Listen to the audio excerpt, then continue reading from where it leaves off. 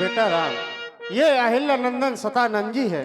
तुम दोनों बंधु इनको प्रणाम करो।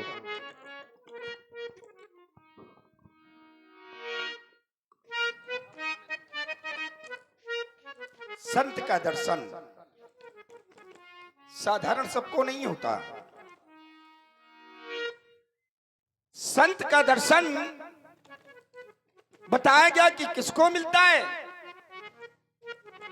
तो बताया गया कि पुण्य बिन मिले ही न संता। जब तक व्यक्ति के पुण्य एकत्रित नहीं हो जाते तब तक संतों का दर्शन नहीं होता। महाराज, लेकिन संता शब्द का जो प्रयोग है ये कोई विशेष शब्द होगा? संत भी बाबा तुलसी लिख सकते थे, लेकिन संता शब्द अगर प्रयोग किया है तो कोई ना कोई कारण होगा। बिल्कुल, अरे कोई कारण होगा। बोले अगर पुण्य एकत्रित ना हो तो संत कैसे मिलेंगे? तो बोले बिन हरि कृपा मिले नहीं संता। जब तक हरि की कृपा नहीं हो जाती तब तक संतों का दर्शन नहीं होता। बोले अगर पुण्य भी ना हो, हरि की कृपा भी ना हो, तो फिर संत मिलेंगे कैसे? तो फिर एक मार्ग और बताया, संत विसूद मिले परते ही चितवही राम कृपा कर जे ही। जिस पर राम जी की कृपा हो जाती है उन्हें संतों का दर्शन हो जाता है। आज लक्ष्मण के पुण्य एकत्रित हो गए, लक्ष्मण के ऊपर हरि की कृपा हो गई, लक्ष्मण के ऊपर राम जी की कृपा हो गई कि आप जैसे संत का दर्शन लक्ष्मण को हो गया। आदेश मिला प्रणाम करने का। तो कहते हैं जब किसी को प्रणाम किया जाता है तो अपना पूर्ण परिचय दिया जाता है। तो हम भी आपको पूर्ण परिचय देकर के आपको प्रणाम करते हैं। मिथिला नगर में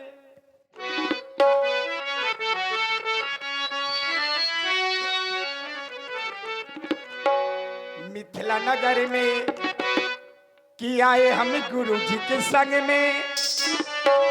हम गुरुदेव भगवान महामुनि विश्वामित्र जी की यज्ञ रक्षा हेतु आए हैं मिथिला नगर में। कि आए हम गुरु जी के संग में। परिचय बताते दोनों भैया मिथिला नगर में।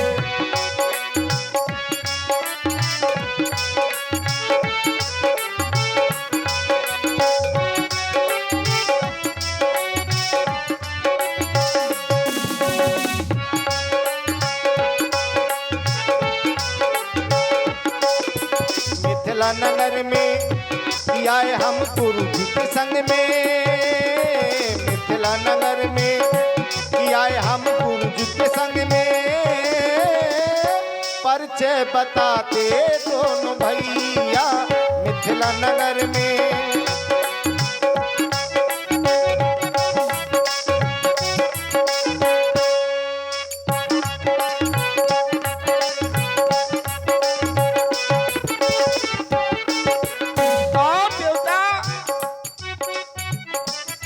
हमारे पिताश्री कौन है?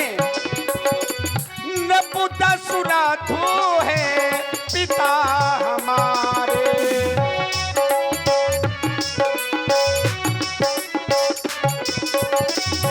नपुता सुनाथु है पिता हमारे।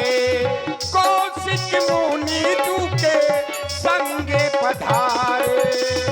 कौशिक मुनि जू के संग पधारे। यज्ञ करावे मुनि जी के काज संभारे। राक्षस मारे मुनि जी की यज्ञ करावे। आबादपुरी के दो भैया मिथिला नगर में कि आए हम गुरु जी के संग में। मिथिला नगर में कि आए हम गुरु जी के संग में। परिचय बताते दोनों भैया मिथिला नगर में कि आए हम गुरु जी के संग में। मिथिला नगर में कि आए हम गुरु जी के संग में। परिचय बताते दोनों भैया। परिचय बताते दोनों भैया।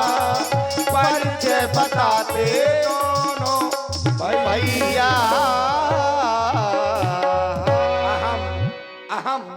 त्वाम वंदे अहम त्वाम वंदे। अब आप ये क्या करवा रहे हैं? क्योंकि व्यास जी अभी कुछ दिनों के पहले जी ये मुझको प्रणाम कर रहे हैं, राम जी और लक्ष्मण जी। सही है। कुछ दिनों के पूर्व इनकी चरण रज की माध्यम से मेरी माँ का उद्धार हुआ है। मेरी माता यानी कि श्री अहिल्या जी, उनका उद्धार हुआ है। तो हमारी माँ है हमारी पूज्य, और हमारी माँ के हैं ये पूज्य, तो हमारे कौन हुए? परम पूज्य। परम पूज्य हो गए। तो महाराज अब आप ये क्या करवा रहे हैं, कुछ बताएंगे? जो चलते चलते गिर जाए, गिर कर के उठे फिर चले, उसे इंसान कहते हैं। और जो चलते चलते गिर जाए फिर ना उठे, उसे शैतान कहते हैं। और जो गिरे हुए को उठा ले, उसे भगवान कहते हैं। इन्होंने बहुतों को उठाया है, प्रणाम करवाया, ये इनका धर्म है। क्योंकि ये क्षत्रिय हैं और मैं हूं ब्राह्मण, इसलिए मेरा तो यही कहना है, निडरे भोवरते सदा, ये समर न जीते को, ये चिरंजीव युग युग जियो, कीर्ति लता पर होए। मैं चल रहा हूं, लेकर के आइए आप। अच्छा, जो 4 प्रकार के सिंहासन आप लोगों ने बनवाए हैं मिथिला नगरिया में, उत्तम मध्यम नीच लघु, ये 3 हमारे समझ में आते हैं। उत्तम मध्यम और लघु, ये नीच किन लोगों के लिए है? हाँ, मिथिला में सब अच्छे लोग नहीं, कुछ नीच लोग आ गए हैं। और नीच किनके लिए शब्द का प्रयोग किया गया है?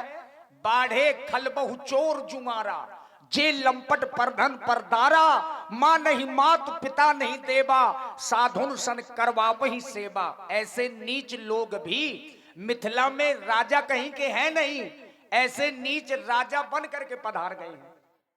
तो देखिए अब बाबा बता रहे हैं कि अब क्या करना है आगे।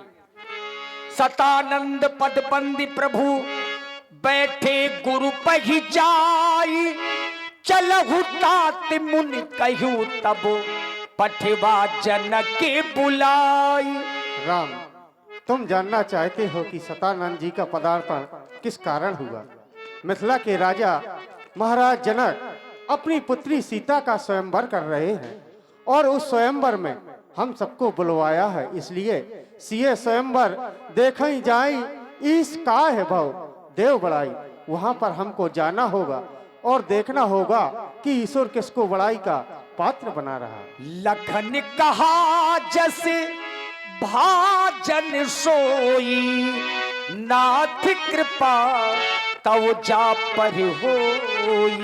आज गुरुदेव भगवान के वाक्यों को सुनकर के लक्ष्मण आश्चर्य में पड़ गया। अब लक्ष्मण को आश्चर्य क्या हुआ? लक्ष्मण को आश्चर्य यह हो गया कि आज गुरुदेव भगवान कहते हैं कि शीर स्वयंवर देखिए जाई, वो ईस का दो दे बड़ाई। चलकर के सीता का स्वयंवर देखा जाए, वो ईश्वर किसे बड़ाई प्रदान करता है। कहने का भावार्थ कि धनुष का खंडन कौन करता है, जनक का जामाई कौन बनता है, जनक का जामाता कौन बनता है, जनक का दामाद कौन बनता है। ईश्वर किसके ऊपर कृपा करेंगे? जो धनुष का खंडन करेगा।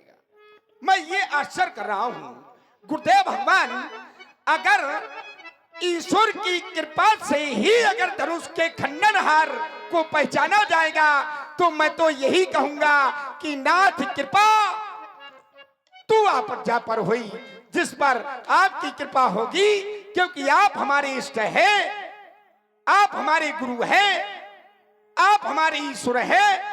तो नाथ कृपा तू जा पर हुई, जिस पर आपकी कृपा हो जाएगी, बस वही धनुष का खंडन करेगा, ईश्वर उसी पर कृपा करेंगे, वही जनक का जामाता बनेगा। क्यों? क्योंकि कहा गया महाराज सहारा विप्र चरणों का, सहारा विप्र चरणों का हमें प्राणों से प्यारा है। वही वही इस बात का भागी अटल अनुभव हमारा है। ये कहां तक दम टिकेगा, अरे कहां तक दम टिकेगा। अरे उस सीता स्वयंवर में पहुंचेंगे प्रभु श्री राम, अरे पहुंचेंगे प्रभु श्री राम तो ये अंधेरे भाग जाएंगे। अब लक्ष्मण का तो यही कहना है, बड़ा श्री राम पाएंगे, बड़ा श्री राम पाएंगे, बड़ा श्री राम पाएंगे। बड़ाई प्रभु राम पाएंगे, इसका मतलब है कि लक्ष्मण जी ने बड़े विश्वास के साथ कहा है कि राम जी ही धनुष को तोड़ेंगे, वही बड़ाई को प्राप्त करेंगे। लक्ष्मण जी की वाणी सबने सुनी, जितने मुनि हैं। हर से मुनि सब सुन बर बानी, दीन आशीष सब ही सुख मानी। सभी मुनि लक्ष्मण जी को आशीर्वाद देने लगे कि विधाता करे लक्ष्मण की वाणी सफल हो जाए। लेकिन पुनि मुनि वृंद समेत कृपाला अब देखन चले धनुष मखसाला। जहां धनुष रखा है अब वहां के लिए बाबा राम जी लक्ष्मण जी